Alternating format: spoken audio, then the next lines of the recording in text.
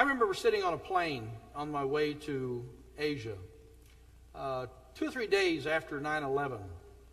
And on that plane there was the president of our school here and a woman on the other side. It's fortunate we were probably separated based on the story. But we were talking about things, and she was saying how important it was that people had something to hold on to now. Everybody needs something to hold on to. And I sort of inquired her a little bit about what you mean. And she said, a faith of some sort. You need to believe in something. And I said, well, you mean like any of the religious views? And she said, oh, yes. And I said, does it matter what you believe in? She said, no, it doesn't really matter what you believe in. The important thing is that you just believe and give yourself help. I said, well, let me ask you, if I believe in the Easter Bunny, will that help me? And if I believe in the Easter Bunny and the Tooth Fairy, will that somehow benefit my life and give me solace? For the false gods of the false religions also are not living gods. They're merely figments of imaginations in the same way the Easter Bunny is and is the Tooth Fairy. And it's only when you put the money or hide eggs that makes any difference. See, if you don't do anything, they get nothing. No recognition.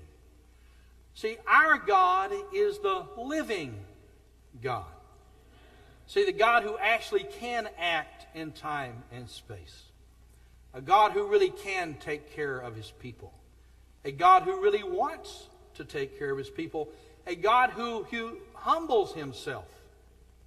Psalm 113, who humbles himself even into the earth down to the ash heap. And finally, in Philippians 2, the God who comes in Jesus Christ. You are the Son of God, Son of the living God. Now, Jesus looks at Peter at this point and said, Peter, you're blessed.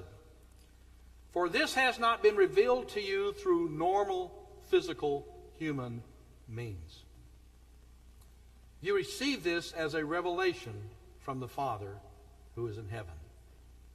God has come down to these disciples, and unlike the speculation, the distortion that was present in the days of Jesus with those whom he dealt with on a daily basis, sometimes in teaching, unlike the distortion sometimes of people in the past and the present in novels and other forms, he says, God has let you know who I am, and you got it right.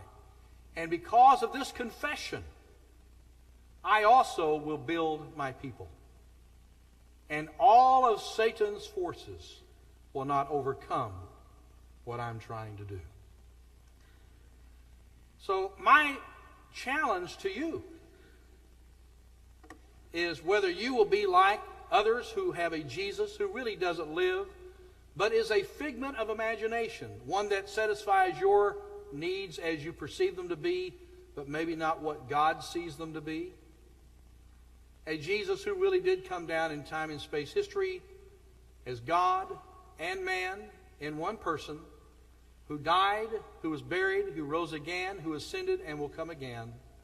A Jesus who saves, a Jesus who keeps. Who will you recognize Jesus to be? I hope it's that Jesus, the Jesus who really lived.